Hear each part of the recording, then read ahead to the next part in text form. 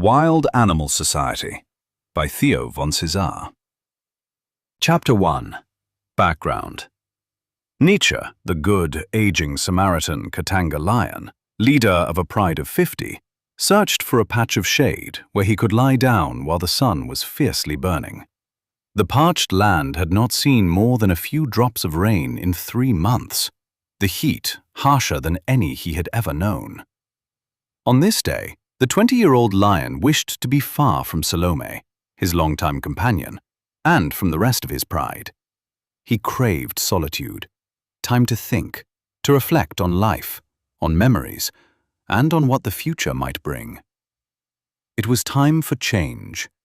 The animals could no longer stand by and watch humans follow their path of self-destruction. As Nietzsche made his way toward the edge of the forest, he noticed a long column of giant ants moving in the opposite direction. Smaller ants carried their leaders in powerful mandibles, locked tightly around their bodies. Slavery had not yet been abolished in the ant empires. The lion slowed, his attention drawn to one ant that had strayed from the line. It struggled to rejoin the column, crawling several feet behind with little chance of catching up. Its legs were damaged, victim of a predator that had disturbed their nest days before. "Here, little one, let me help you," Nietzsche said, gently placing one sharp claw before it. Reluctant at first, the ant climbed onto the lion's claw. He knew Nietzsche. Everyone knew Nietzsche, but never expected such a magnificent creature to help one so small and insignificant. The ant clung tightly as Nietzsche returned him safely to the column, though no one seemed to notice his absence. There were too many of them, and he was too little. Nietzsche continued toward the forest, when suddenly the entire column stopped. The ants communicated rapidly through their antennae. Word spread. Nietzsche had helped one of their own. Even the great chief, Agamemnon, carried on a leaf by 10 ants, was lowered to the ground. Rising onto his rear legs, he gazed at the lion in awe. A small flag, fashioned from a twig and a blade of grass, and bearing his crowned likeness, was raised high. The chief wished to speak. Nietzsche sat on his haunches, still as a statue. To the ants, that is exactly what he seemed, a colossal monument. "You've helped one of our comrades," Agamemnon said gravely. "Can we be of service to you?" "Yes," Nietzsche replied, his expression serious. "Tomorrow, at dawn, we will need your wisdom. You will play a role in a great plan." "And what is this plan, my lord?" Agamemnon asked, though he suspected the answer. "The future of our planet is at stake. We must discuss matters that concern the survival of our kind." Agamemnon adjusted his handlebar, pitch-black mustache thoughtfully. "It sounds important, my lord." "One more thing," Nietzsche added. "Yes?" "That." He gestured toward the ants carrying their leaders. "Slavery." Agamemnon hesitated. "You wish it abolished?" "Yes." "It's done, my lord," the chief declared. "From this moment, there will be no slaves among ants." "Well done," said Nietzsche. "And do not call me Lord anymore. Call me Nietzsche." Agamemnon bowed. "You have my word, and that is the word of 5 quadrillion ants, my—" He removed his crown and cast it aside. Turning to his generals, he declared, "The march continues west, but from now on, I walk among you as an equal." And so he did, leaning on a tiny piece of wood as a cane. Nietzsche nodded, slightly embarrassed by the influence he held over the animal kingdoms, and continued toward the forest as millions of ants saluted him. When he finally entered the forest, the colony of ants made an abrupt turn to the left, but before doing so, they stopped again. A terrifying roar filled the air, the sound of their mandibles gnashing in gratitude for what Nietzsche had done. They were indeed a real force, Nietzsche thought, quickening his pace into the forest. Soon it would be dark, and he wanted to speak with Salome before they slept. Tomorrow would likely be the most important day of their lives. The future of the earth seemed grim, yet they had the power and the will to change its course. Nietzsche was still walking when he spotted the huge sausage tree, his favorite. He approached the thick trunk and lay down in its ghostly shadow. He had chosen to become a vegetarian lion 1 year after being released into the wilderness of South Africa 15 years ago, when his kind was on the verge of extinction. Since then, he had risen to the very top of the hierarchy. The shift in his attitude toward other animals had come after an ambush he and Salome carried out on a herd of gazelles. It had been a swift attack. Within moments, Salome had her canines sunk into the throat of a gazelle. The other lions quickly gathered and began tearing the fragile animal apart. It soon became clear that the victim was a mother, and inside her, an unborn cub. Nietzsche panicked. Tears filled his eyes. He remembered seeing his own parents killed by men with guns and immediately ordered that no one touch the gazelle. They buried the mangled animal and her unborn cub beneath the loftiest tree in the jungle, the very tree under which Nietzsche now rested. Soon after, Nietzsche enacted a law forbidding the killing of gazelle mothers or pregnant animals. Then came another. Lions must never attack cubs. Before long, an even greater law followed. No animal would harm another intentionally. It came with an amendment. Animals suffering from incurable disease would come to the lions of their own accord, sparing themselves prolonged pain and receiving a swift, merciful death. At first, it was difficult to uphold these laws. Occasionally, animals failed to resist their instincts, but such cases were rare and handled wisely. As punishment, offenders were required to read 10 books of their choosing and pass tests afterward to ensure they had truly learned something useful for their species. Over time, every animal adapted to this new way of life. It proved beneficial. They grew healthier, lived longer, and became more peaceful. Conflicts became less frequent. Their only enemy remained man, the destroyer of Mother Nature. Then came the day Nietzsche killed 2 poachers, taking 2 bullets in his left leg.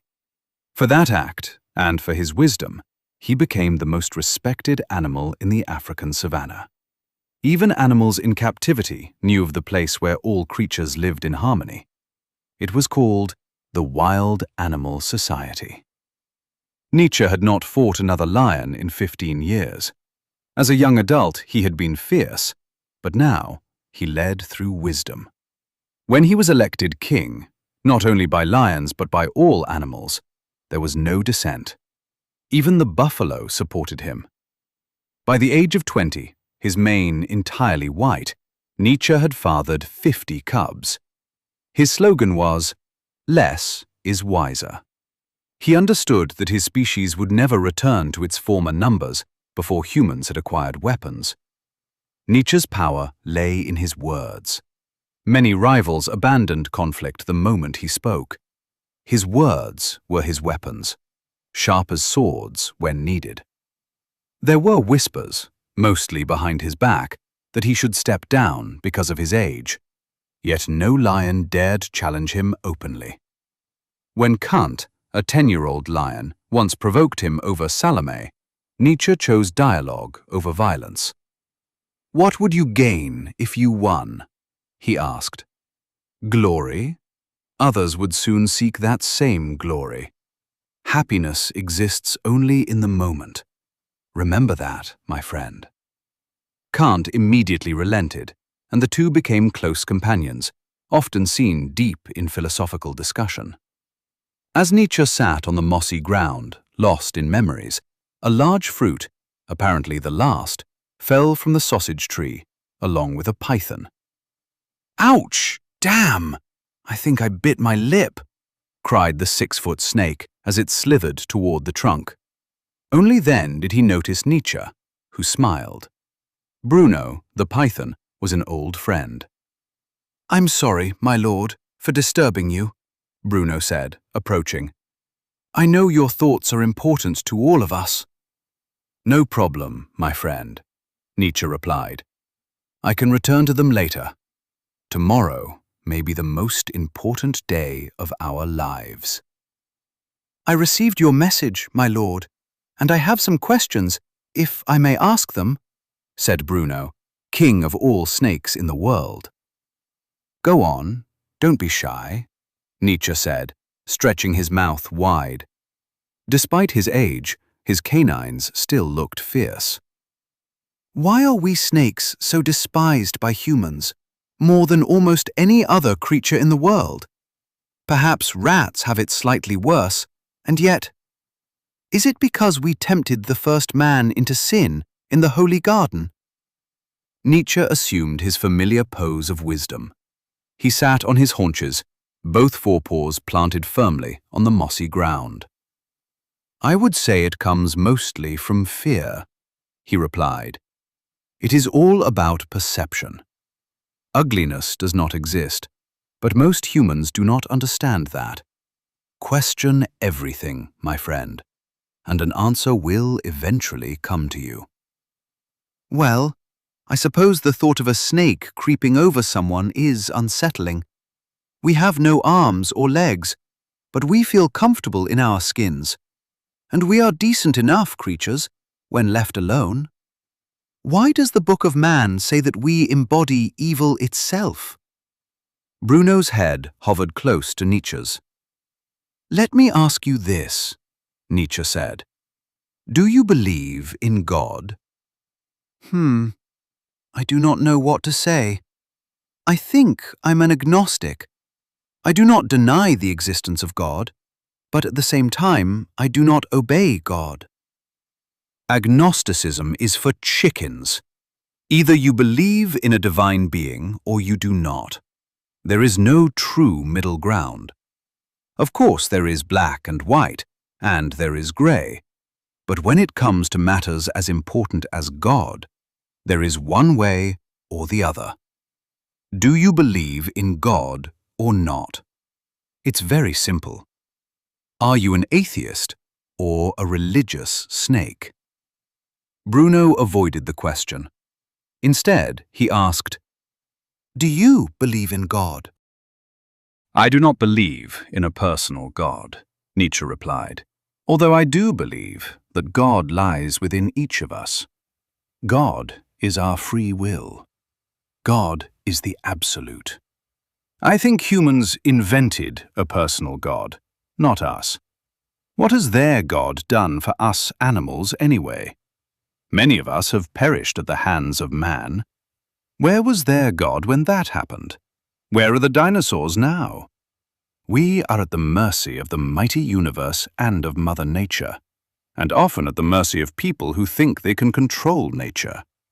They don't realize that nature may one day take revenge on them. It's obvious that even God can be overcome by evil forces at times." Thank you, my lord, for making things clearer to me. I will certainly think on these matters more deeply in the future. Life is not only about food and sex. "Oh, I agree with that," said Nietzsche. "And I count on your presence and your support tomorrow at the meeting." "You have my word, my lord, and that is the word of all the snakes in the world." "See you tomorrow, then, at the lion's den. And don't call me Lord anymore. Call me Nietzsche." "Yes, tomorrow, then," Bruno said, slithering off toward the luxuriant bushes, while Nietzsche rose onto all fours and, with a sudden leap, off he went, right toward his home. It was already dark when Nietzsche entered the lair. He looked at beautiful Salome, who was already asleep on the bed of straw. He thought himself very lucky to have her as his faithful consort.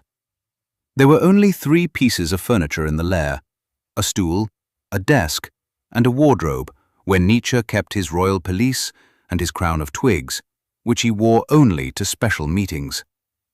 The old desk and stool were gifts from Kant, who had found them deep in the jungle amid the wreckage of a plane.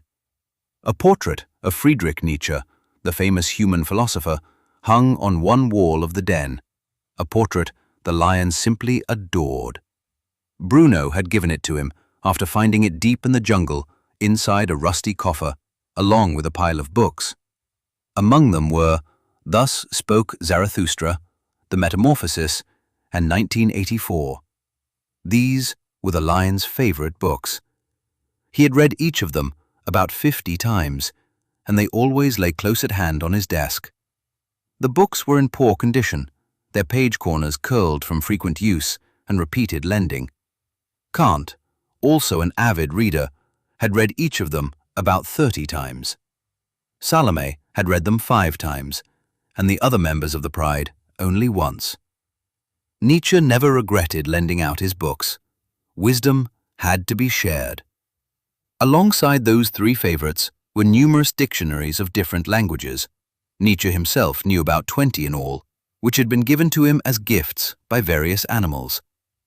Nietzsche stepped beside Salome. She gave a long sigh and cuddled closer, placing her foreleg across his strong chest. What is love? The eternal question came into Nietzsche's mind.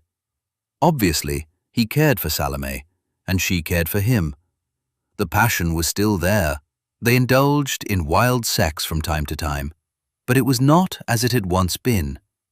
These days, Nietzsche craved words more than sex. He longed for wise conversations with his partner, though such conversations rarely happened. Salome usually agreed with whatever he said. Nietzsche stood for a while with his eyes wide open, contemplating the day to come, before he finally fell asleep. 10 years of matrimony had taken a heavy toll on him. He would dream of nothing that night. Chapter 2. The Gathering. The next morning, Nietzsche woke earlier than usual. He and Salome were ready for the great day. The lioness took the red pelisse from the wardrobe and helped Nietzsche put it on. He also placed the crown on his head, even though he did not feel comfortable wearing it. "Do you think it's appropriate for me to wear these, my dear?" Nietzsche asked Salome. Of course it is. It makes you look taller than you are. You look so handsome, Salome said, kissing him on the forehead.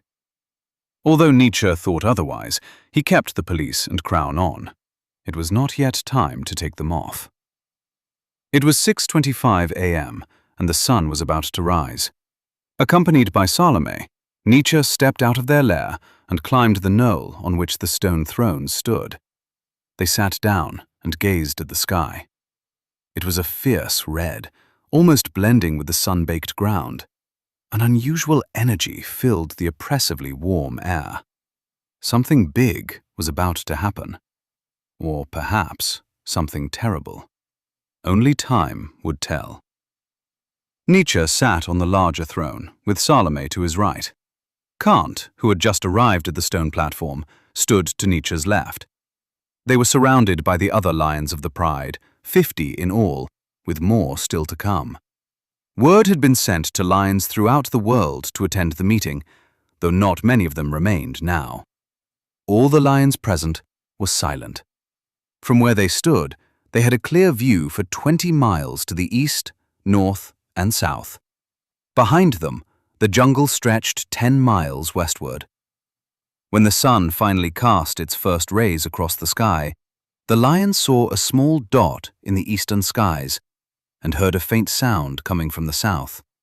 The dot grew rapidly until it became a dark stain, shaped like a stingray, moving swiftly toward them. The faint sound rose into a whir, like the roar of a thunderstorm.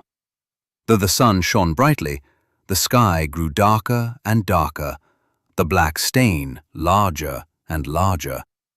It looked like a vast sheet about to be thrown over the entire earth and suffocate it.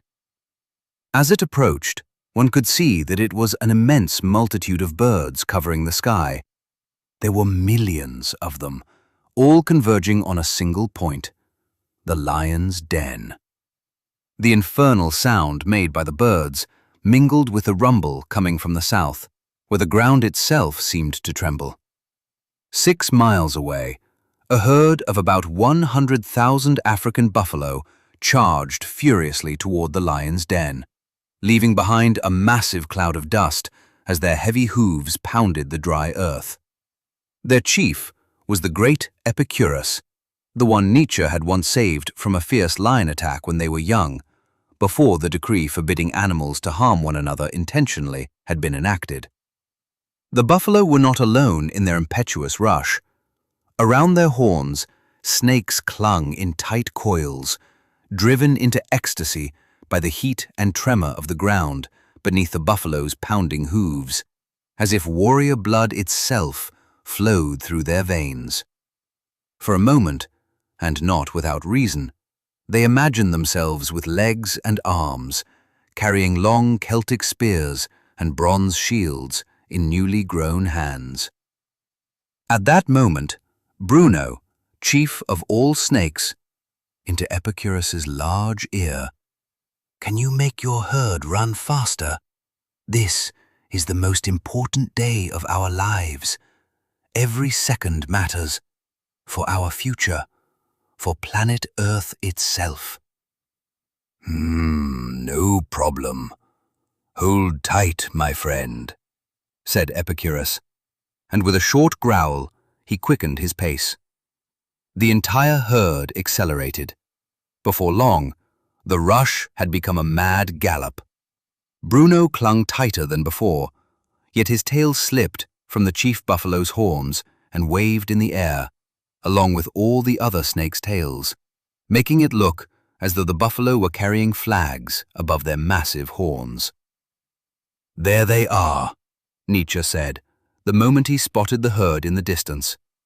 "That is my old friend Epicurus." The lion rose and stared straight ahead, clutching the silver hilt of his sword with his enormous paw. At that moment, another cloud of dust appeared from the north. It was the elephants and the rhinos, running in tandem. There were about 60,000 of them, moving as if they had never run so fast before. The two fierce herds were led by Socrates, the 100-year-old bearded elephant, and Aristotle, the 30-year-old white rhino. Bent creatures moved to and fro on their backs. More waves of animals streamed toward the lion's den: gazelles, antelopes, zebras, and camelopards, the latter's long necks undulating in the air as they hurried toward the meeting place, sometimes overshadowed by the countless flocks of birds pouring down in waves from above. All of a sudden, a tremendous roar arose behind the lions. The trees of the jungle began to bend, and the first animals came into view. First came Sophocles, the 35-year-old chief hippopotamus, accompanied by Confucius, the 25-year-old white tiger, the only tiger still living in Africa, followed immediately by a cluster of crocodiles and hyenas, and behind them, an entire cohort of huge hippopotami and about 20,000 other lions. At the sight of them, a broad smile spread across Nietzsche's face. Salome looked at him and smiled too. "You are a true king, my love.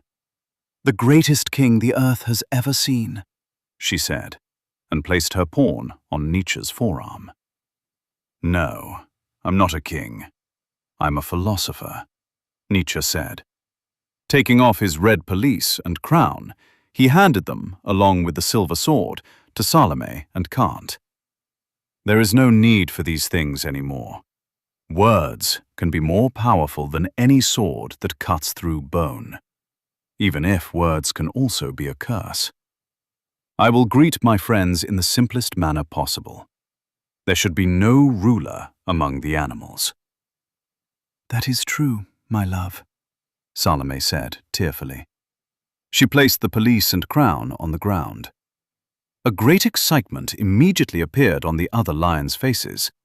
Confucius and Sophocles had arrived at the lion's den, and now looked at Nietzsche not with reverence, but as a friend.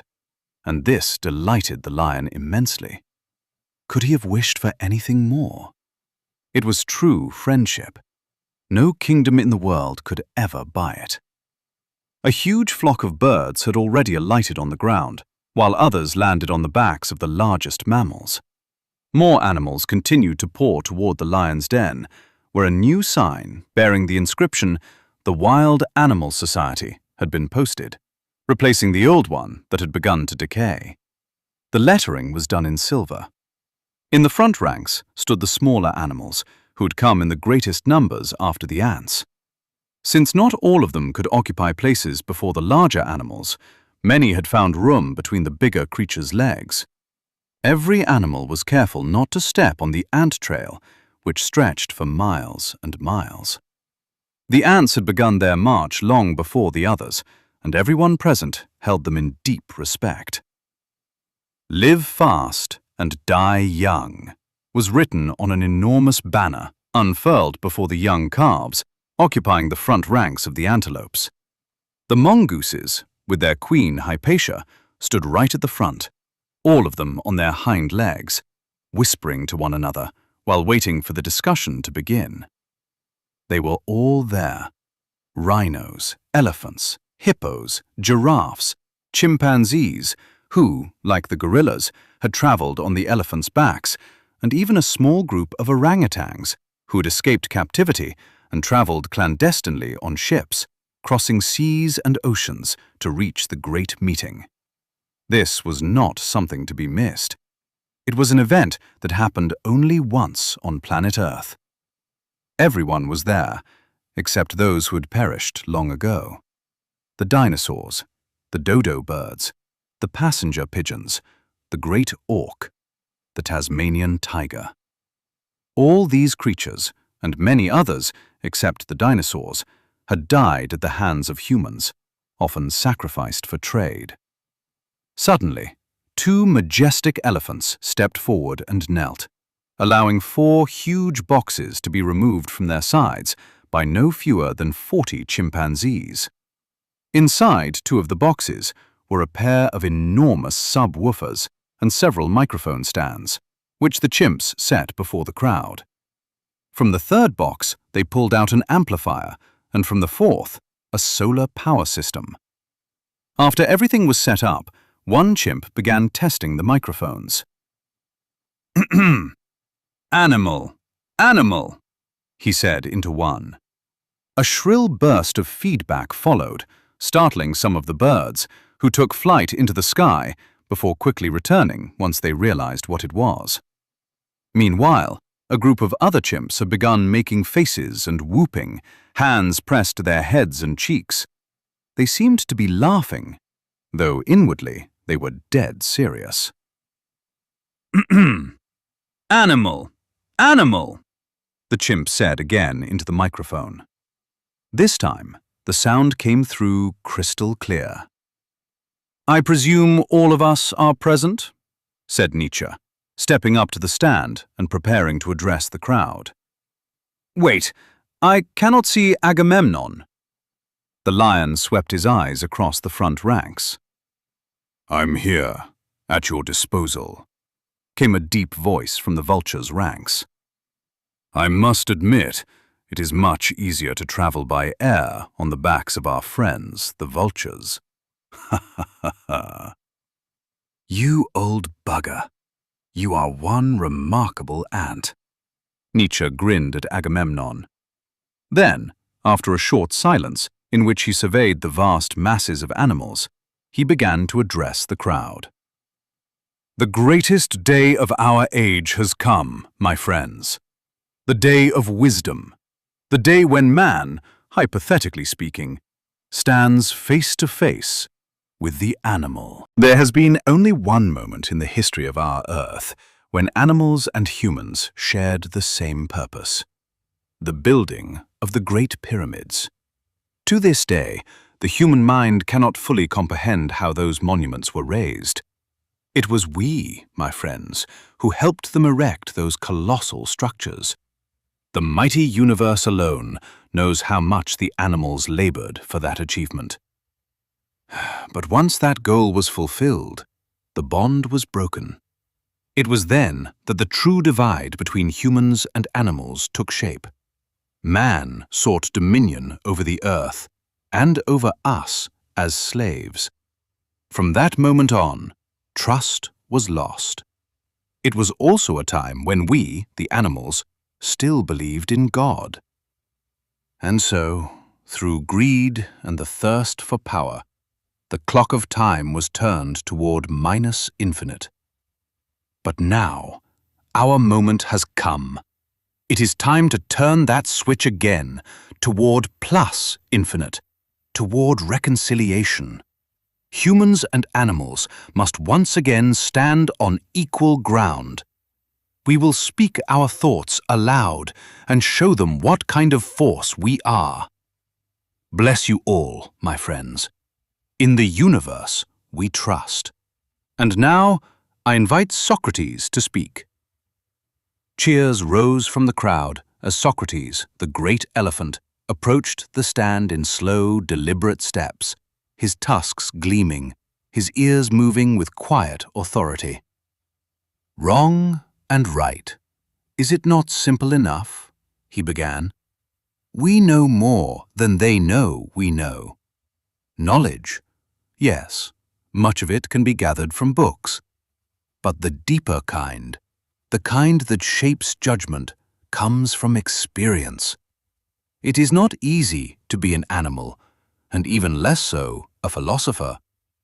We are told to learn from our mistakes, yet there are those who never do. Humans are the clearest example of this failure. One need only look at their societies to see it. The earth has become a boiling cauldron. They have broken nature through their own actions. He gestured with his trunk toward a scorched patch of land. They persist in their errors. Wars, pollution, corruption, these are not accidents, but habits. Our role, my friends, is not only to observe these mistakes, but to confront and correct them. I do not claim that we are free of fault. There is evil among us as well. But the greater share of it lies with the human world, and it has been sustained for thousands of years, knowingly. We have waited long enough. It is time to act. True! We must act! Came the roar from the lion's ranks. I do not fear death, Socrates continued. My life has been devoted to knowledge, and I have gathered enough to stand before any human mind without hesitation. I wished only to remain a philosopher, but that is no longer enough. Our earth is burning, and I ask you, why should we perish because of the mistakes of others? Is that not reason enough to resist what is wrong? Wrong is right, and right is wrong, muttered the hyenas, their words dissolving into the air, understood by few. My friends, Socrates went on, nature itself has placed upon us the burden of change. Human society does not function. It drifts, guided by craving rather than judgment. Some say capitalism is the only system that works. Perhaps it is the only one that has endured, but only because the human mind has failed to create something better. Every system written on paper is destined to collapse. We have seen it before. Communism failed because power, though promised to the people, was never freed from greed. It turned against them. That is why I say, no single being should rule an entire system. What must emerge instead is something natural, something that grows from the mind and from the heart. Yes, all must be done naturally, echoed the giraffes, their long necks swaying slowly. Give the power to the people. Let them rule themselves. When you look at human society, Socrates continued, you see a kind of equilibrium. There are rules. One must stop at a red light. One must not steal. One must not kill. And yet, despite all this, wars continue. A tremendous uproar swept through the gathering. Feet struck the ground. Wings beat the air. Voices rose, bleating, roaring, croaking, howling, until the world itself seemed to tremble beneath the sound. Then, abruptly, the shrill crack of feedback cut through it all. Silence fell at once. The chimp hurried forward, adjusting the controls. "Philosopher, philosopher," he muttered into the microphone as the sound settled. "We do not need weapons of mass destruction," Socrates resumed, his voice steady once more. "We do not need chaos. We need harmony, peace. These are not mere words, but necessities." The matter of war must be resolved, completely. No wars should ever again be allowed on this planet. We must stop the making and trading of weapons. One bullet less means one glass of water more for a thirsty being on this earth. And yet there are still those who die of thirst. He paused. There is always a distance between words and action. But once the goal is reached, that distance disappears. Sensing the growing tension within the crowd, Nietzsche stepped forward. "This gathering is also for those who came before us," he said, "for those who perished throughout the ages. Perhaps they died so that we might walk this earth freely again, as we once did. It was our land first, and now it is time to reclaim it." "Yes!" The cry erupted from every corner. A single voice formed from thousands, a force of unity and resolve. "I invite Epicurus to speak," Nietzsche said. The great buffalo advanced. Bruno stretched across his horns like a living crown. "Are our hopes of peace and harmony only an illusion?" Epicurus began. "No, they are not. They can be realized through will." "Has everything already been written?" "No," came the answer, scattered yet united. "Then the end is not inevitable. Humans speak of an apocalypse yet to come. I say it is already here. It unfolds each day, growing, spreading, until it threatens to consume everything. If we do nothing, it will lead to anarchy. And though anarchy makes us equal, it is a terrible equality." He lifted his head slightly. "Will we accept this without a fight? No. Are we doomed? No!" The cry split the heavy air. At that very moment, lightning tore across the sky, a skeletal flash followed by a crashing thunder. Then, at last, the rain came. The first drops fell slowly, then more. Animals lifted their heads. Birds opened their beaks. Chimpanzees danced. Tongues reached upward, catching the long-awaited water. For several minutes, no one spoke. Only the sound of rain remained. "You are not the only ones I speak for," Epicurus said at last, his voice quieter now. "I speak for the trees, for the plants that cannot speak yet endure, for the insects, the worms, for all those who could not stand here today. They too deserve a second chance. We are not separate. We are one." He lowered his head. "And we shall not fear death, for we do not fear what lies beyond it. Peace, my friends." "Hurrah! Hurrah!" The cry rolled outward across the land. From the front ranks, a small lemur stepped forward, emerging from between the towering legs of elephants. She stood upright, hesitant but determined. Nietzsche noticed her. He lowered his paw and lifted her gently toward the microphone. "Speak," he said. How can we rid the world of weapons? The lemur asked. How can we eliminate evil? Even teeth can be weapons. Are we to remove them all? Laughter spread through the crowd, uneven, instinctive, echoing in different tones. "You should not laugh, my friends," Nietzsche said. "It is questions like these that resolve the greater problems." He turned slightly toward the lemur. "We have a strategy. We animals can distinguish between good and evil. Our senses allow us to detect what humans themselves often ignore. Those who intend harm will not be destroyed. They will be educated. We will apply the philosopher's principle of obedience across the earth." "What about religion?" a young buffalo called out, his voice cutting through the crowd. "It has brought nothing but misfortune. It divides us." A wave of agitation followed. "Ahem! Attention!" Bruno intervened, his voice amplified through the bullhorn.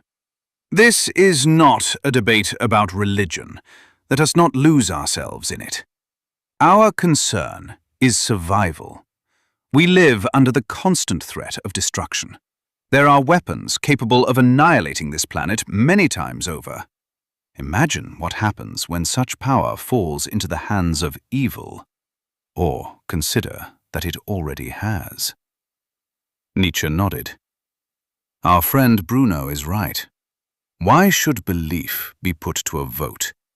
Do you believe the majority is always correct? We will not forbid religion, nor belief, nor disbelief. Each being must remain free to choose. But religion must never impose itself upon others. That is where the error lies. Too often it has been used for war, for control, for self-interest. And yet, to suppress it entirely would be another mistake. We cannot put inner conviction to a vote." Bruno fell silent. "Ahem! I have a question," an old orangutan said, taking the bullhorn. "Do we need a divine power to guide us, or can we guide ourselves?" "Ourselves," came the immediate response. "Freedom of the mind!" The orangutan continued, encouraged. "Do we need someone else to turn on the light for us? Imagine a room in darkness. You enter, you switch on the light, and there it is. Our world is no different. The sun rises, the moon follows. There is no hand turning a switch. Things unfold through coordination, through coincidence, through the structure of the universe itself. There are worlds that never see light. Are they meaningless? No. Every atom has its place. And so I say this: if there is a God, then let him not interfere. Let him not play with what has already been set in motion. Free will! Free will! The cry surged through the crowd once more. How do we eliminate corruption? An old gazelle asked. Should those who are greedy be destroyed? We do not destroy corruption, Aristotle said, stepping forward slowly, the birds upon his back shifting with him. We counter it with morality. A wave of approval followed. We need a new system, Sophocles added, his voice deep and measured. He stood firm, calm, his presence alone enough to command attention. Agamemnon rested upon his forehead, no longer carried, no longer above the others. Laughter rose from the crocodile's ranks. We all fall, at times, into mistaken judgment, or into the judgments of others, said a massive crocodile, his voice slow and deliberate. But the danger lies not in error, but in persisting in it. What kind of species takes pleasure in subjugation, its own kind or others? What is the purpose of war? Once, perhaps, it was for land. Now, what remains? Gas? Petrol? I doubt it is gold they truly crave anymore. And yet, if things continue as they have, that same gold will be used only to build coffins for those who desired it in the first place. Amen.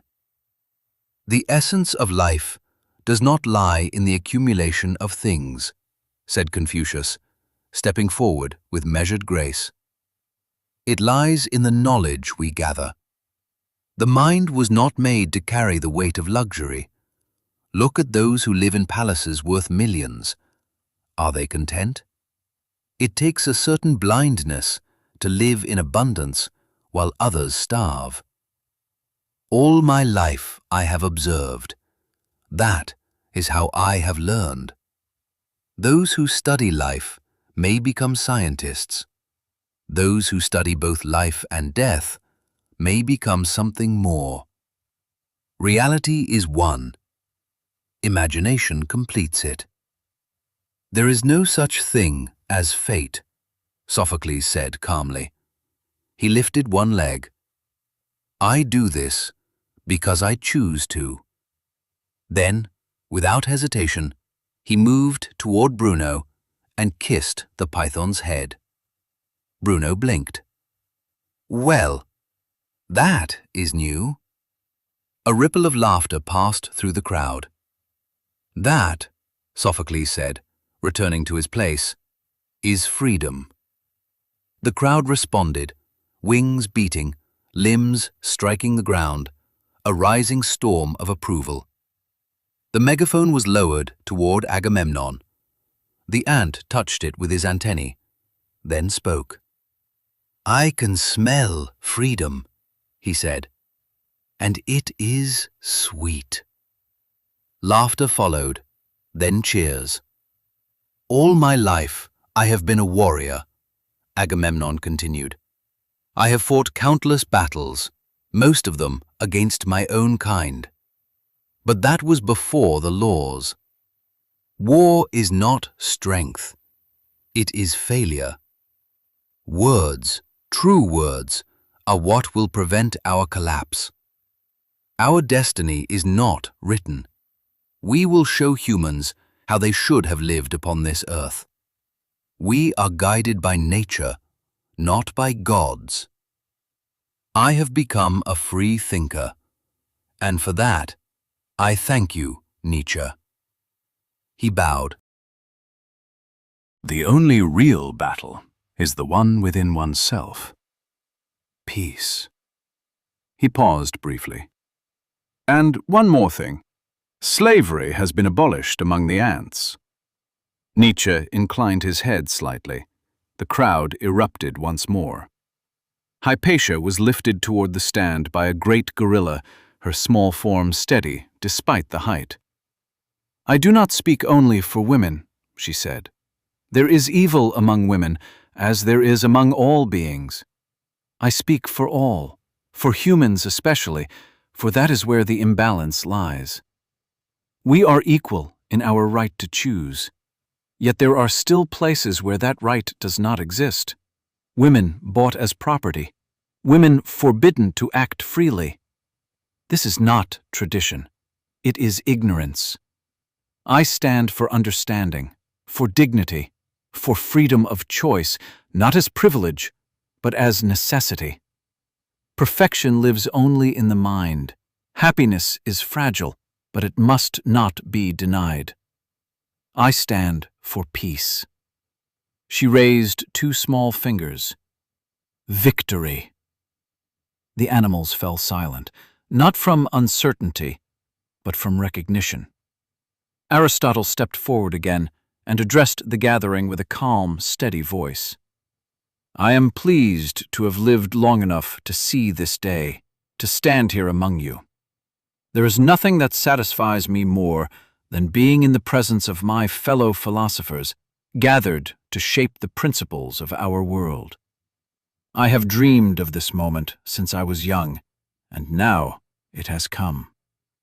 What can we call our lives?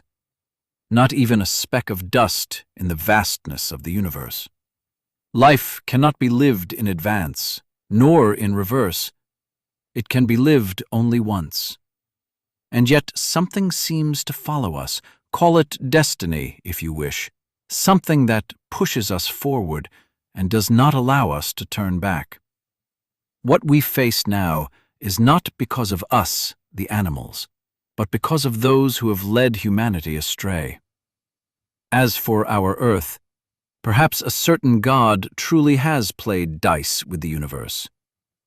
At that moment, he was interrupted by a sudden disturbance rising from the crow's ranks. Within seconds, a group of chimpanzees forced their way through the crowd, pushing aside wings and bodies, while cries and sharp sounds broke the fragile order of the gathering. Feathers drifted through the air before the noise gradually subsided. When the chimps returned, one of them was holding a small mouse that writhed helplessly in his grasp. "Let me go! I haven't done anything! It wasn't me!" the mouse cried desperately. The philosophers looked on in silence, and it was Nietzsche who spoke first. "What has he done?" "He assaulted one of us," answered a crow, her voice sharp with anger. Nietzsche regarded the small creature for a moment. How was that possible? "There are witnesses," came the reply.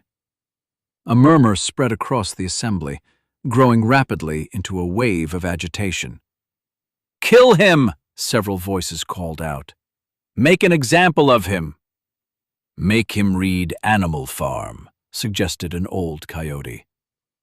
"Give him lashes," another voice added. "I didn't do it," the mouse continued to cry, his voice breaking under the weight of fear. "It wasn't me!" He was placed on the ground, where he looked around in terror at the countless bodies surrounding him. For a moment he seemed ready to flee, but there was no space through which he could escape. Confucius spoke with quiet authority. "Let us put it to a vote." The decision came swiftly. The overwhelming majority chose punishment, while only a small minority supported the idea of forcing the mouse to read. The sentence was carried out without delay. The mouse was placed upon a stone. At first he resisted, but gradually his movements ceased and he stood still, as though accepting what was to come. The crow stepped forward and began to administer the punishment. 1, 2, 3, counted one of the chimps. Each blow fell upon the frail body of the mouse, whose cries soon turned into gasps.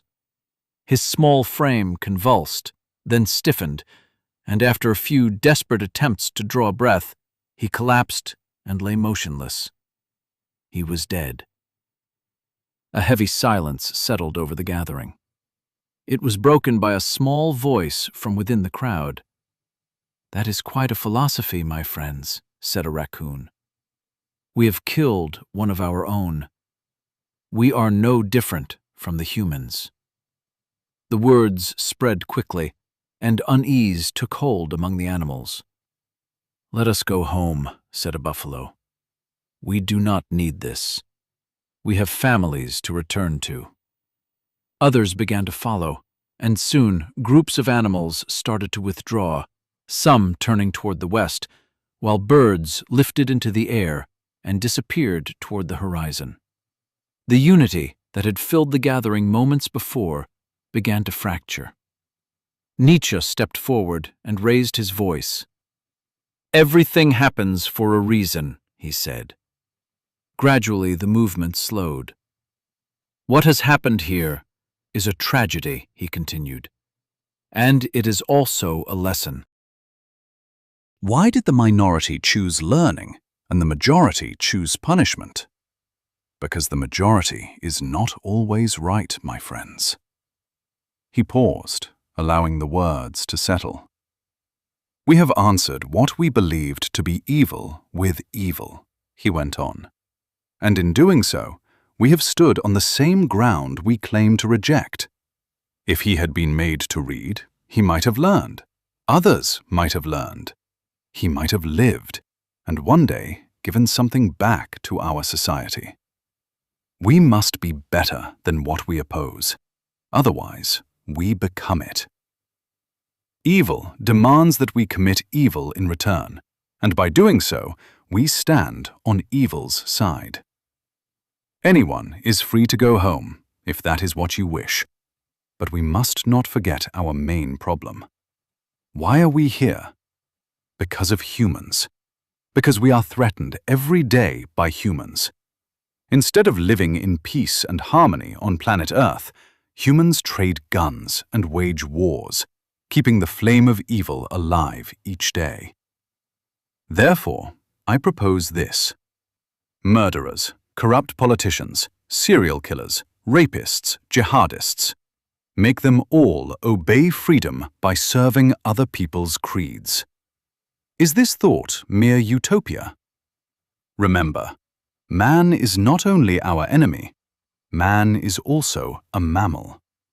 There are still good people in this world, and those, I am certain, can become our allies. I myself was cared for by good people after my parents were killed by evil men. Thank goodness, evil is not everywhere. We need a new set of rules for our Earth, my friends, Aristotle said. We need new definitions, strong and clear ones, that favor the mind, not oppose it. The mind should always be free. I myself believe in the vastness of the universe, yet I do not believe in God, and that makes me a non-believer in the eyes of those who do.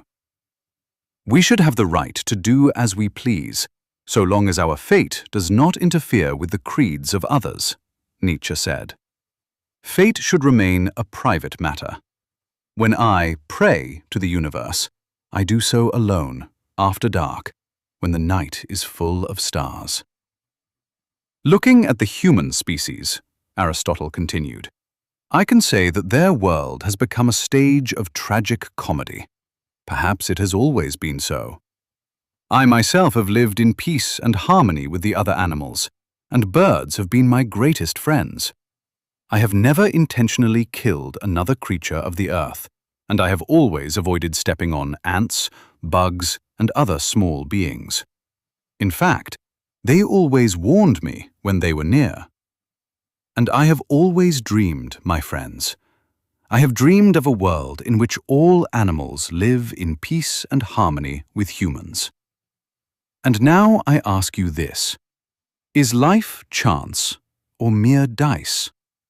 Desire is more powerful than the result, my friends. It is time we take matters into our own hands. Aristotle! Aristotle! cried the vast majority of animals, the same ones who had voted to whip the mouse. Then their cries turned into, Nietzsche! Nietzsche! Like a storm-driven wave, rising and falling across the assembly. Wings beat, paws struck the ground, snakes lashed the dust, and even those who had begun to leave returned and stood once more among the crowd. The atmosphere was still boiling when Nietzsche stepped forward again. I have listened carefully to everything you have said, my friends.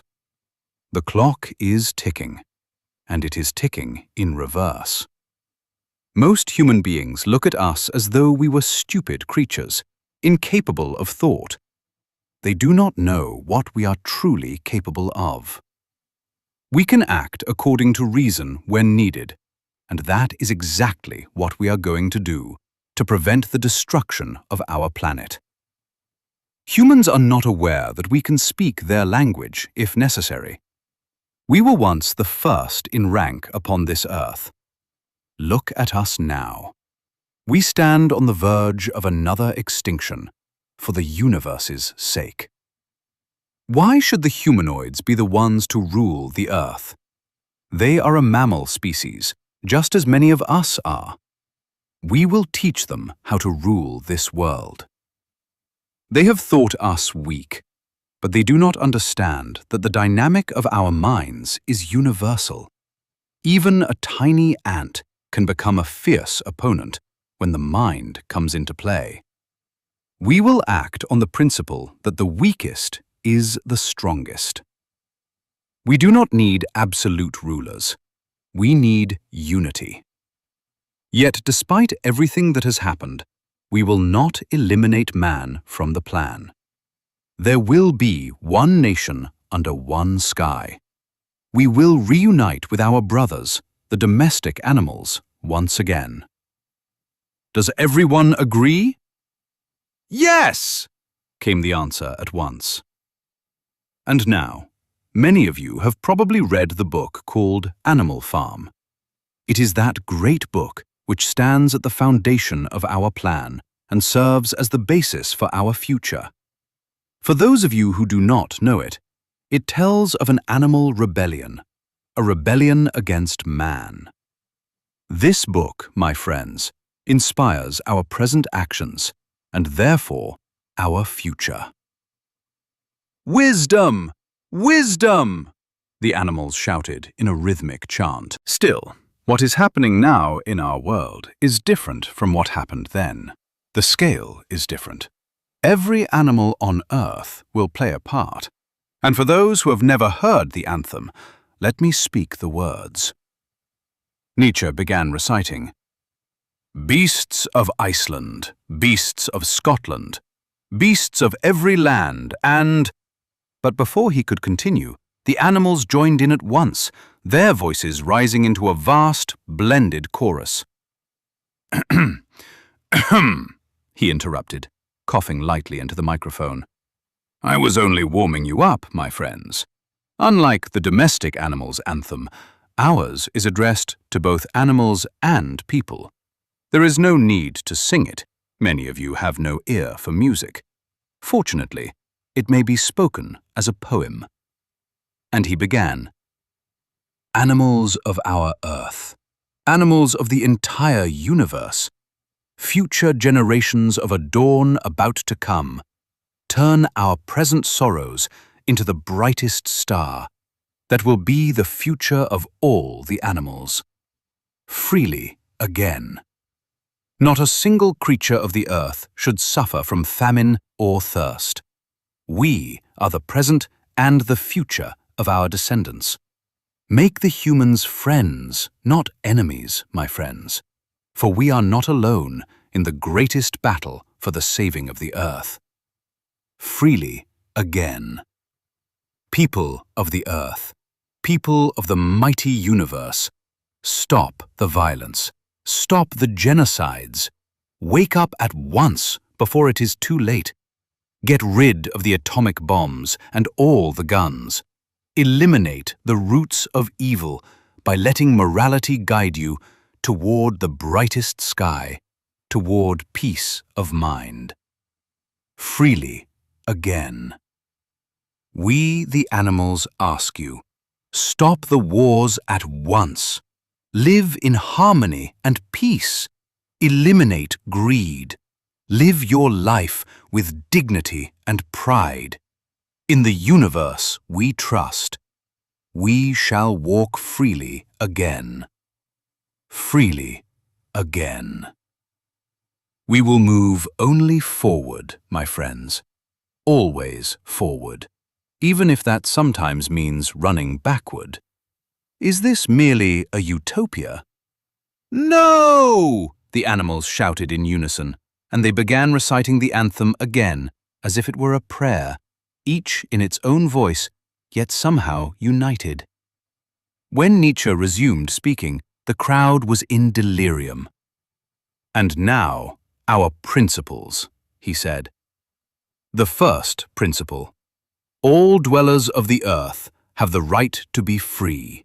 Therefore, everyone shall be allowed to speak freely.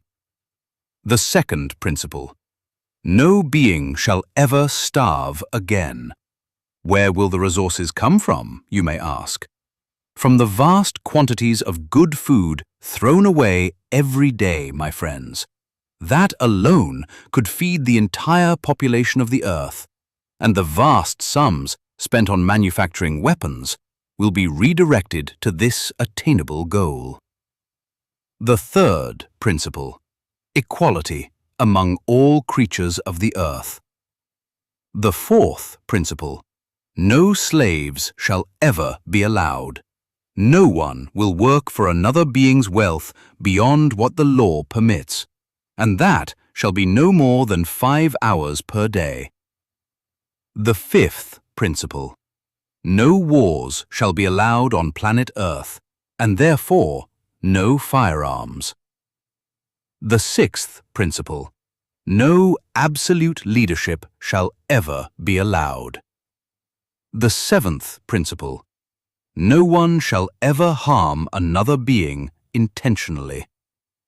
And now I put these principles, and therefore our plan, to a vote. At once, all the animals began stamping the ground with legs, beaks, wings, and tails, unleashing a tremor that ran through the earth itself. The principles were accepted unanimously. There are a few priorities on which we must first concentrate, Nietzsche said.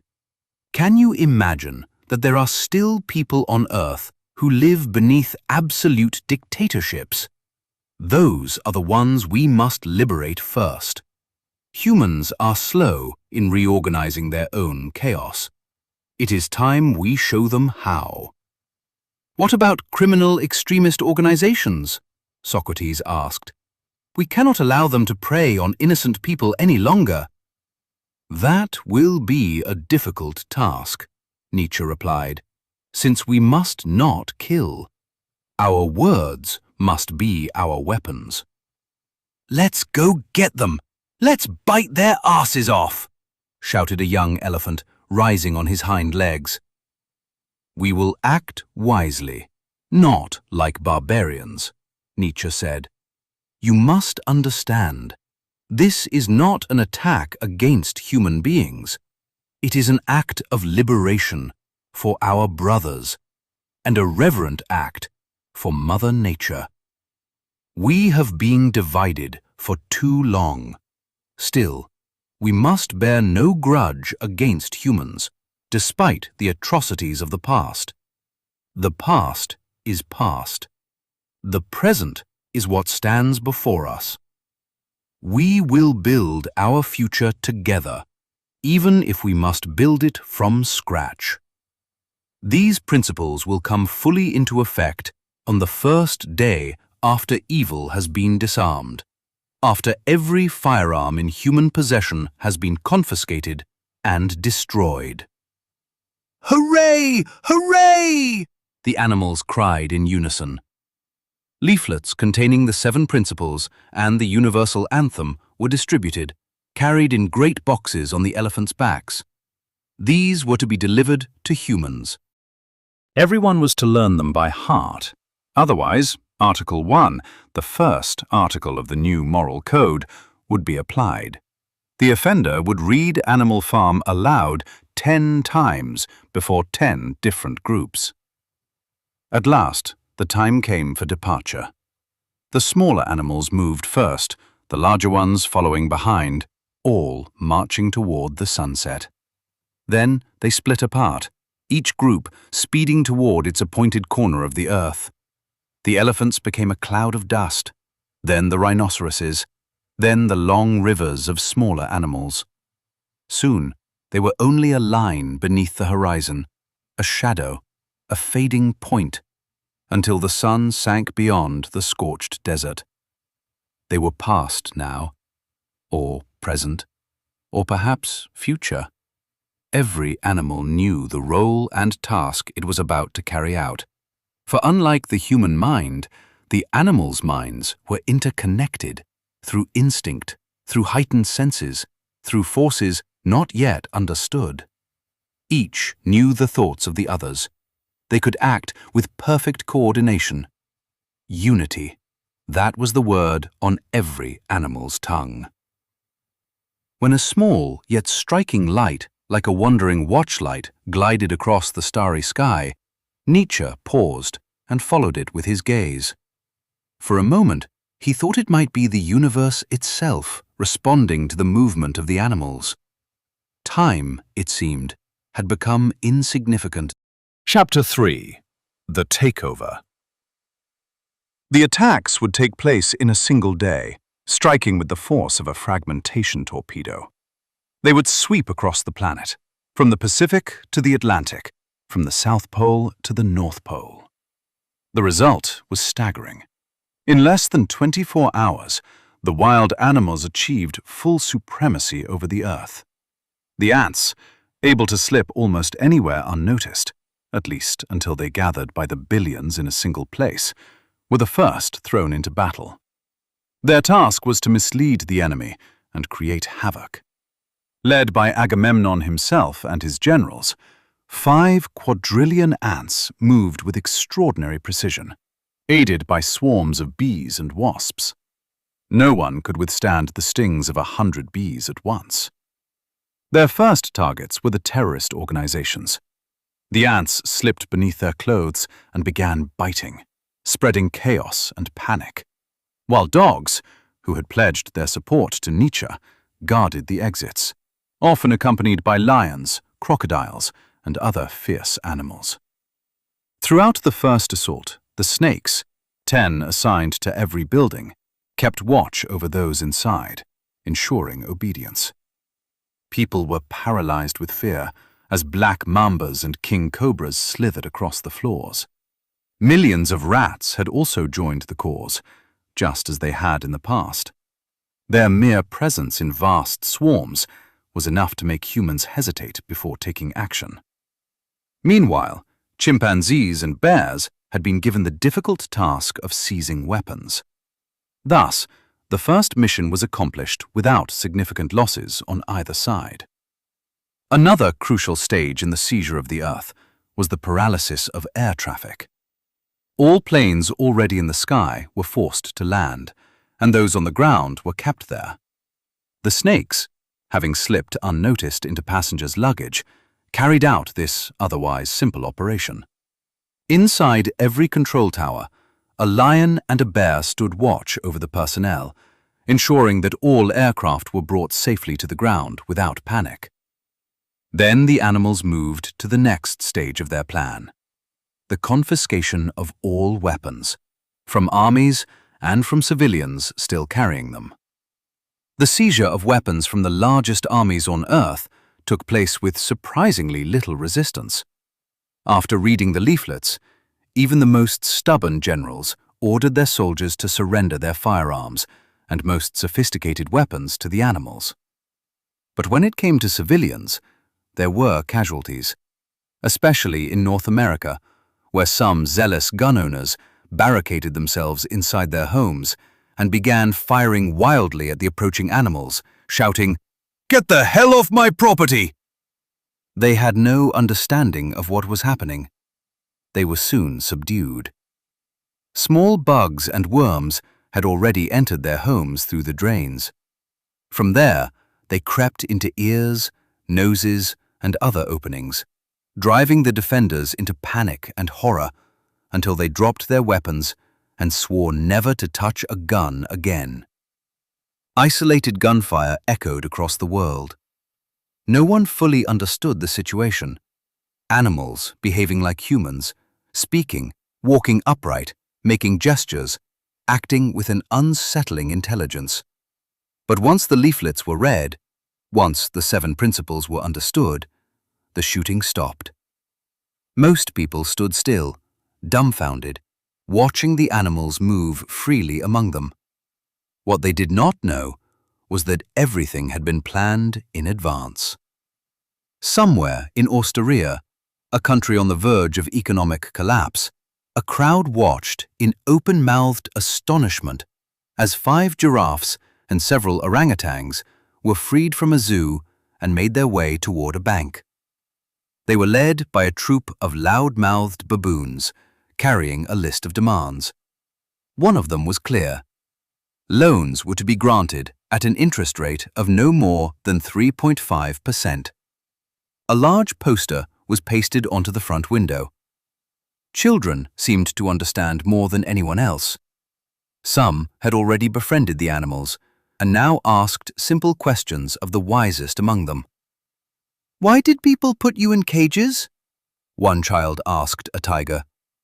"They wanted to display us," the tiger replied, "because we were different." "Who killed so many of you?" another child asked a lion. "Bad people." "Why are people bad?" "Because it is in their nature." "But there are good people too." "Yes," the lion said, "but sometimes that is not enough." "Mom, come over here," a child called out, gently stroking a lion's dark mane. His mother hesitated at a distance. "Mom, why can't people and animals live in harmony on planet Earth?"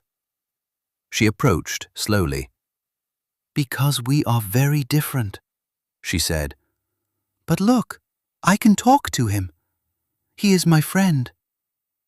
The woman studied the lion for a moment, then, to her own surprise, reached out and shook his paw. Nearby, a teenage girl hurried forward, took a photograph of the three of them, and posted it moments later on her Instablar account.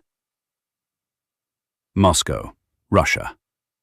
Inside the presidential office in the Kremlin, Mr. Power, President of Russia, sat behind his cherrywood desk, studying an official document with unusual intensity. War occupied his thoughts. Again and again, his mind returned to OTAN, the alliance that had spread too quickly in recent years, like a plague, pressing ever closer to Russia's borders. Armored vehicles had already entered the Republic of Moldova, once part of the Russian sphere, even if only for joint exercises. He no longer knew how to respond to the threat. Another matter troubled him just as much. He was losing his hair, and with it, the image of strength he so carefully cultivated. For a brief moment, however, his thoughts dissolved. He stared blankly through the vast glass wall in front of him. Then he heard it. A faint cough. A heck! A heck! Mr. Power frowned and glanced down at the golden pen tapping against his desk. What the hell? It was an ant, and the ant was coughing. "May I have a word with you?" said the ant. Mr. Power froze. His first instinct was to call security. Perhaps this was some elaborate American scheme, an assassination attempt disguised in absurdity. With insects everywhere these days, nothing seemed impossible. Still, he hesitated. "Who the hell are you?" he asked. "I have come with peaceful intentions, Mr. President," the ant replied calmly, crossing its legs and leaning on a tiny cane. "I bring a proposal." "A proposal? From an ant?" Mr. Power scoffed. "Can't you see I have more important matters to deal with? I cannot solve your ant problem. I am a human being." "What if I told you," the ant said, "that the ant problem concerns the entire population of humans and animals alike?"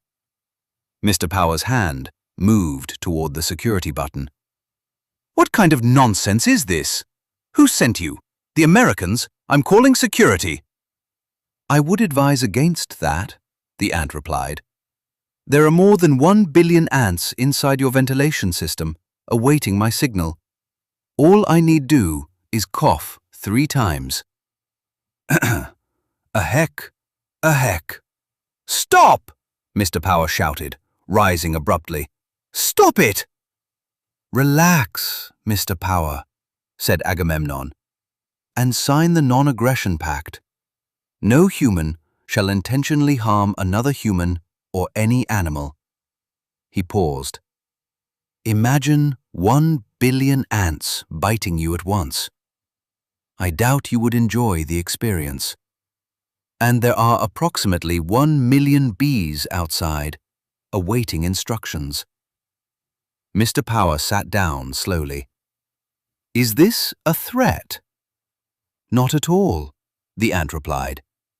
It is a conversation. At this very moment, animals are speaking with your counterparts across the world. Nuclear arsenals, among other things. Our world? Mr. Power said. Since when have animals taken an interest in our world? Are you a terrorist? Agamemnon smiled faintly. You are fortunate that I am not. Those are the real beasts, not us. Mr. Power exhaled. Fine. Speak. It is simple. Sign the pact. It includes denuclearization. And if I refuse? Then it will be done without your consent. Mr. Power snapped his fingers. And how exactly do you expect me to do this? Just like that? Just like that, Agamemnon said. You will receive confirmation that all your counterparts have already signed. That is my guarantee. And what authority do you have to make such guarantees? I am Agamemnon, the ant said, chief of all ants in the world, commander of 5 quadrillion scouts. Mr. Power stared at him. What? We are many. He leaned back in his chair, studying the ant more carefully now. And the others? He asked quietly. The other presidents? Good. This section is already strong structurally. What it needs is control and compression, not reinvention. I'll stay very close to your voice, trim repetition, and sharpen authority, especially in the animal voices. The others, Agamemnon said. You mean the leaders of all the states that possess nuclear arsenals? I suggest you turn on the television, Mr. President. Mr. Power switched on the enormous 6-foot screen. 9 squares appeared. Each showed a different office. America, the United Kingdom, France, China, India, Pakistan, Israel. 1 square remained blank, North Korea. Another showed himself, seated at his desk, speaking to an ant. He watched, stunned, as the other leaders signed an agreement renouncing nuclear weapons entirely. Then his attention shifted. In the Oval Office, a lion stood behind the desk. Opposite him sat the President of the United States. The exchange between Nietzsche and the President unfolded with surprising calm. Once the American administration had realized that the animals had assumed control, it had attempted, unsuccessfully, to turn them into allies. Nietzsche had declined with courtesy, but without hesitation. Now the President spoke with eagerness, almost relief. We are about to have the first female president in office, he said. Congratulations, Nietzsche replied. But there are matters that require immediate attention. Firearms should not be accessible to everyone. That can be arranged. Too many have died because of them. We have already seized a significant number, but many remain hidden. And there are deeper issues. Healthcare, drugs, robbery, homelessness. Not to mention that yours is the country with the highest number of serial killers in recorded history. You will have our full support in resolving all of these problems. Good. Nietzsche extended his paw. From the African savannah to the White House, the President said, smiling. That is quite a step. A photograph was taken soon after. It would circle the globe within hours. The President, looking up, Nietzsche standing upright, immovable. In China, the discussion was led by Bruno. The python occupied half the desk. The President maintained a fixed smile, but his body betrayed him. His posture was strained, as if his seat were lined with needles. Besides the dismantling of nuclear weapons, Bruno said, gliding closer. "There are other matters requiring your attention." The president did not move. "Pollution," Bruno continued. "Have you looked out your window? There are cities in your country that have not seen the sun in years. When it does appear, it looks painted." "Everything," the president said. "Good." Bruno moved closer still, tongue flickering. "Freedom. There is a serious issue concerning freedom of expression. That must be addressed immediately. Freedom of mind above all. And another thing, renounce the word dictatorship. There is no such thing as a democratic dictatorship." "Everything." "And praising authoritarianism," Bruno added quietly, "is a habit worth abandoning." "I agree. Everything." "All of this," Bruno said, "must be resolved within the 5-year period of animal supervision." "Everything," the president repeated, rising at last and, with visible reluctance, taking the snake's tail. The image traveled quickly. A man forcing a smile, a serpent raised before him. In India, the discussion was conducted by Socrates, the great elephant. After the denuclearization agreement had been signed, he addressed a different matter. "Kissing in public should not be forbidden," he said. "It is a sign of affection. To repress it invites worse forms of repression." "Done," said the president. "No interference of religion in the Constitution." "Done." Everything was agreed upon, and it could scarcely have been otherwise. A man standing before a 14-ton animal does not resist for long. A photograph of the two, the great elephant with his trunk raised high, spread across the world. In the United Kingdom, Hypatia met the Prime Minister, Sonic Blur. At first, he attempted to negotiate, reluctant to concede anything without terms. But when the small mongoose made it clear that there would be no negotiation, only compliance, he yielded. Educational decline, drug abuse, and indoctrination were placed before him as immediate concerns. He agreed to everything. A photograph followed. Hypatia poised lightly on his left shoulder. In Pakistan, Sophocles, the great hippopotamus, met the president, who showed no resistance at all. Corruption, terrorism, and illiteracy were named as priorities, and he accepted them without hesitation. The image that followed was peculiar enough to become iconic. The president seated on the hippo's broad back, Sophocles' immense canines fully exposed. In Israel, Kant met the Prime Minister, Benjamin Netanyahu. "There is one word," Kant said, "and that word is war. End the hatred." No further discussion was needed. The agreement was signed. In France, Aristotle, the white rhinoceros, faced a president who agreed, though with visible hesitation, to sign both the Non-Aggression Pact and the renunciation of nuclear arms. "There is one matter you must confront," Aristotle said. "Suicide among the middle class.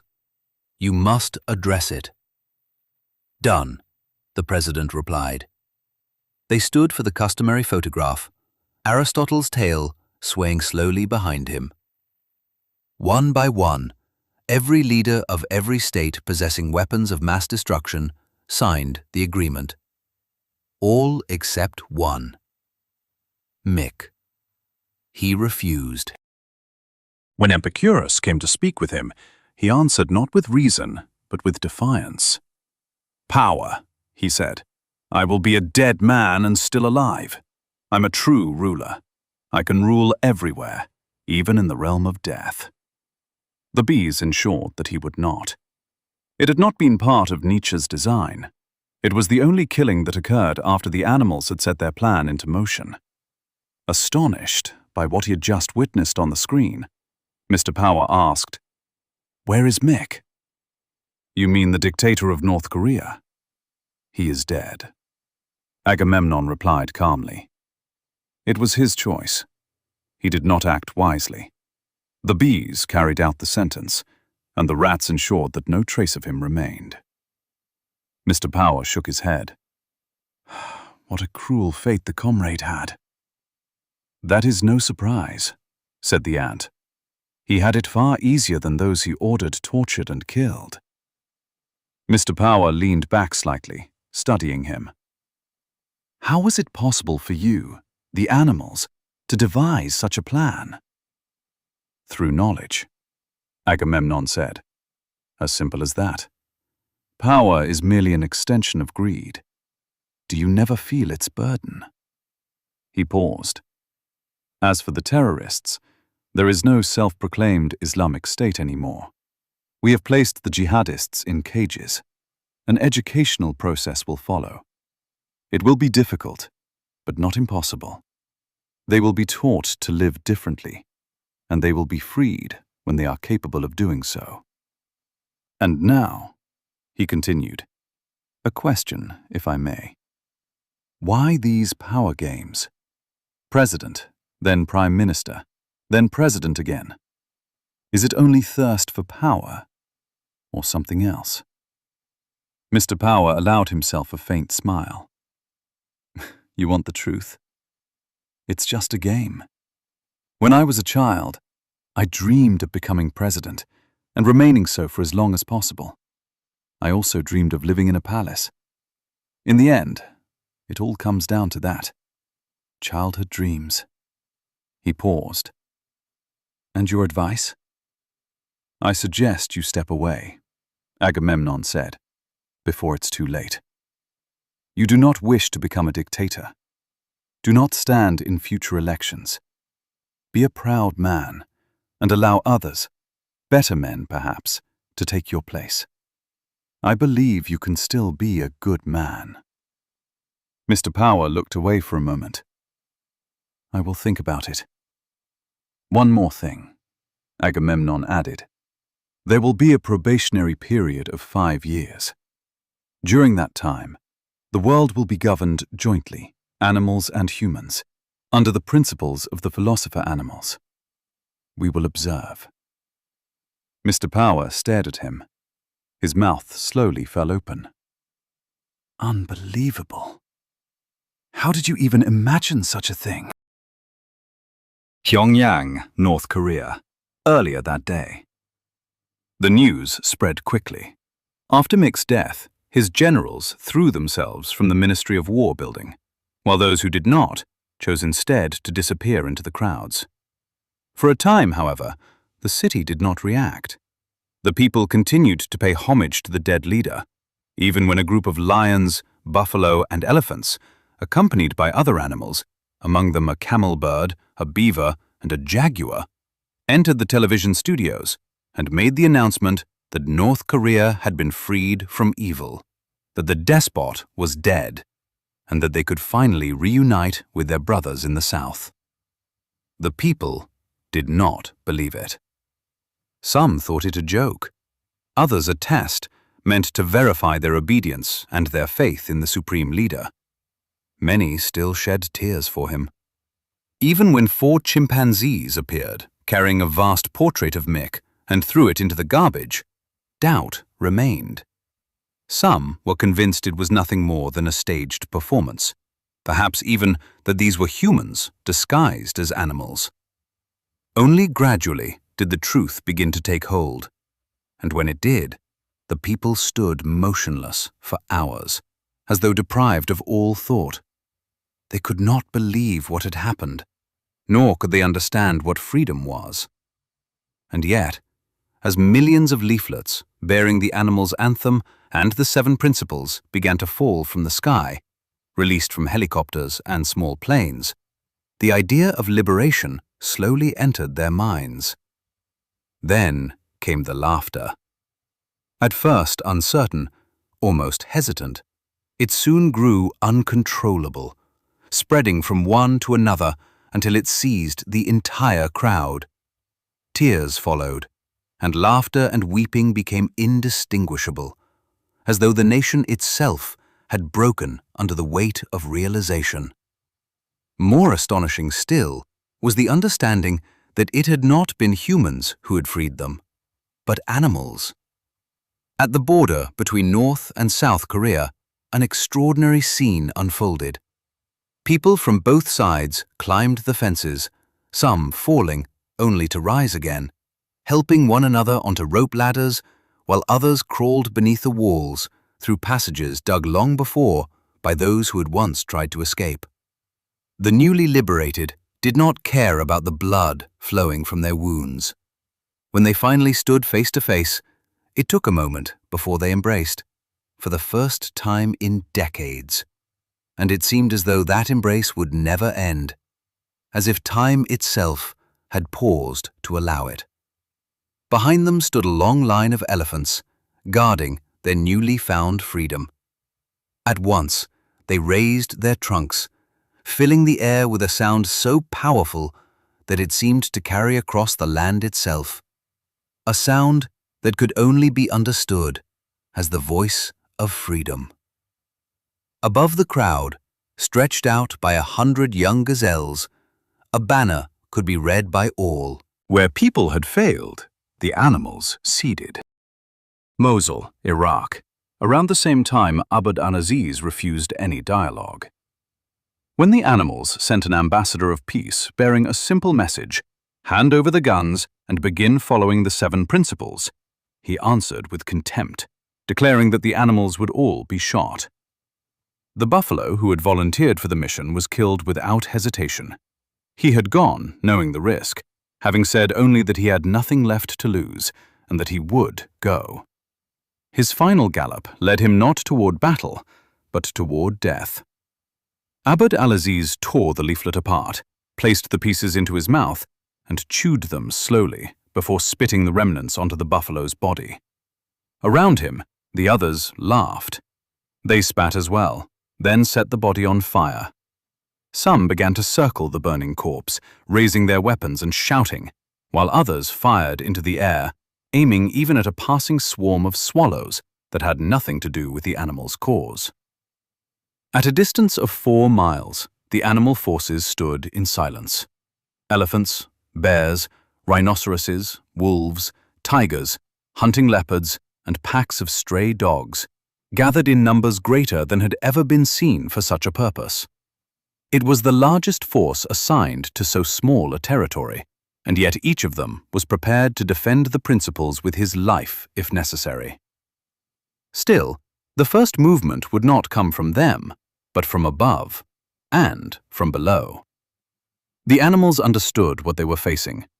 The men before them were prepared either to destroy themselves in order to inflict damage or to hide behind hostages. Inside Mosul, women and children were already confined to their homes, while thousands of armed men assembled outside the city, ready for confrontation. The animals, however, had a different task: to neutralize without descending into slaughter. Confucius, who observed the field from the height of an elephant, understood this clearly. The death of the buffalo had stirred anger among the ranks, and some were already calling for immediate retaliation. But he restrained them. There would be no blind charge, no descent into the same violence they opposed. The smaller creatures would act first. Only when the situation had shifted would the larger forces move. The decision was made. It was the men who moved first. At the command, they advanced across the open ground, shouting and firing, convinced that they would scatter the animals as they had done so many times before. But almost immediately, the sky darkened with movement.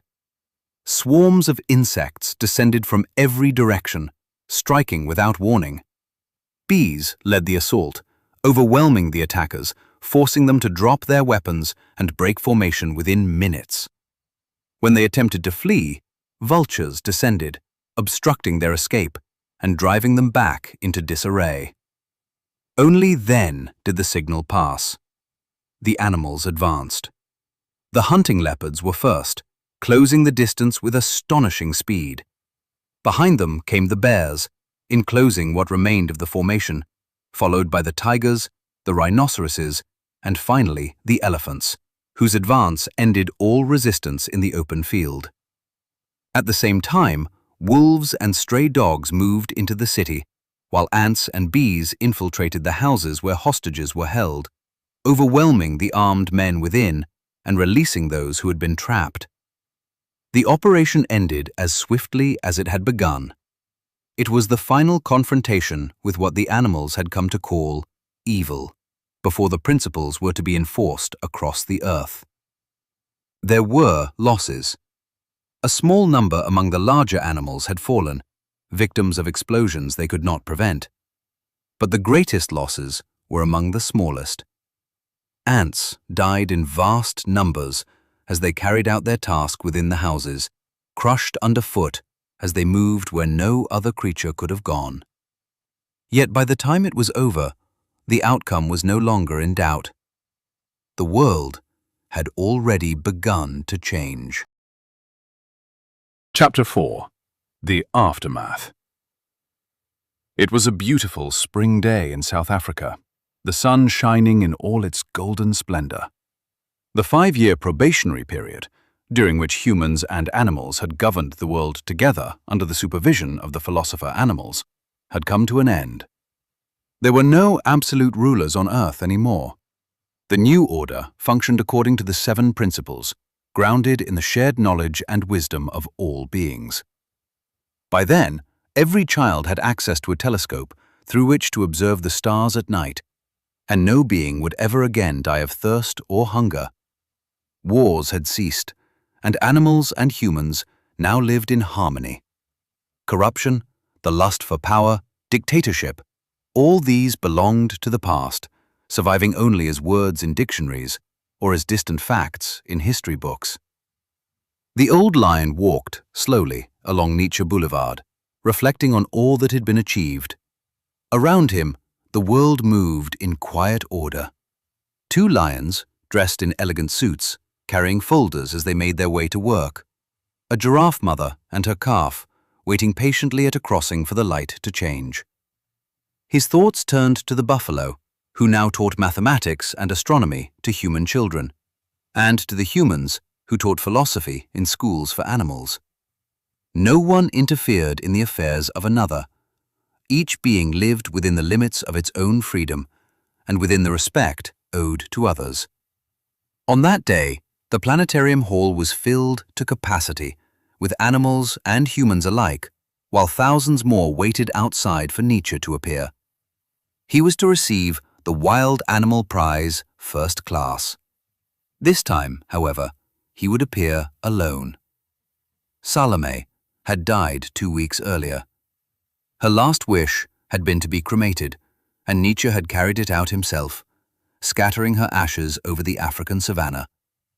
At the memory, a tear formed and slipped down to the corner of his mouth. He tasted its salt. He had reached the age of 25, an age no lion had attained before.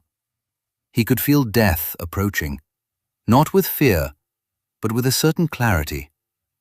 For some, life passed like a tear, for others, like a torrential river.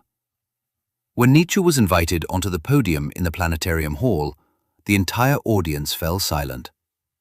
A man, one of those rare human minds who had helped others become better by teaching morality across the world, placed the medal around the lion's neck and shook his paw. It was to be Nietzsche's final speech. He chose to keep it simple. He did not speak of the past, but only of the present and the future of the earth.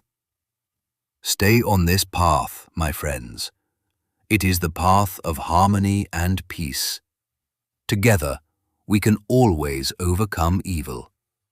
The past 5 years have shown that we are capable of living under the same sun, not as enemies, but as beings of the same earth and the same universe. There is no longer any need for supervision. I hope we have learned our lesson, and that history will not repeat itself. These were the last words Nietzsche ever spoke before a public audience.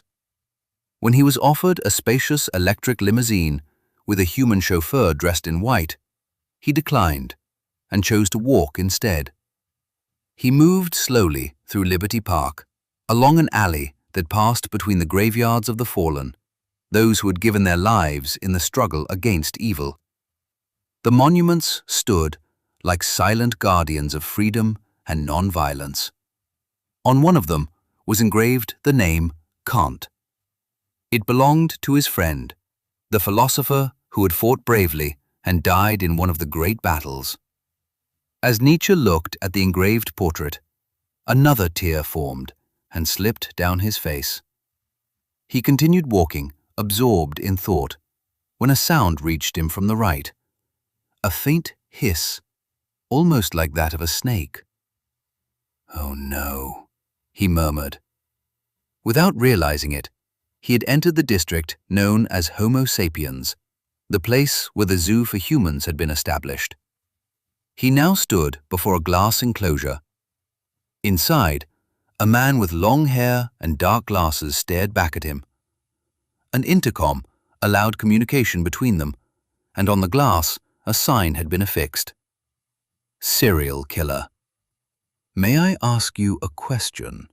the man said. Only then did Nietzsche notice the piles of letters stacked behind him. "Go ahead," he replied. "What is freedom?" At that moment, Nietzsche felt, for the first time in a long while, the impulse to set philosophy aside. "You should have understood freedom better than I do when you took it from those you murdered," Nietzsche said. "Why did you do it? You are a diseased mind. Be grateful that you still possess freedom of thought." The man smiled faintly. "Those are not the words one expects from an enlightened philosopher." Nietzsche's restraint broke. "You miserable creature." He opened his great jaws, bared his canines, and released a roar so powerful that the man behind the glass fell silent at once, frozen in place. Nietzsche turned away. Behind him, the voice came again. "Hey! Governments are more evil than I am!" Nietzsche did not answer. He felt, for the first time in many years, the weight of anger rising within him, the old instinct, the urge to destroy. A little farther on, he passed another enclosure. Inside, a man knelt, whispering a prayer with obsessive devotion. "God, forgive me for my sins. Allow me to serve you. I swear I will never harm another being again." Outside, the sign read, "African Dictator." The man did not notice Nietzsche at all, so absorbed was he in his own plea. He will never learn, Nietzsche thought, and continued on.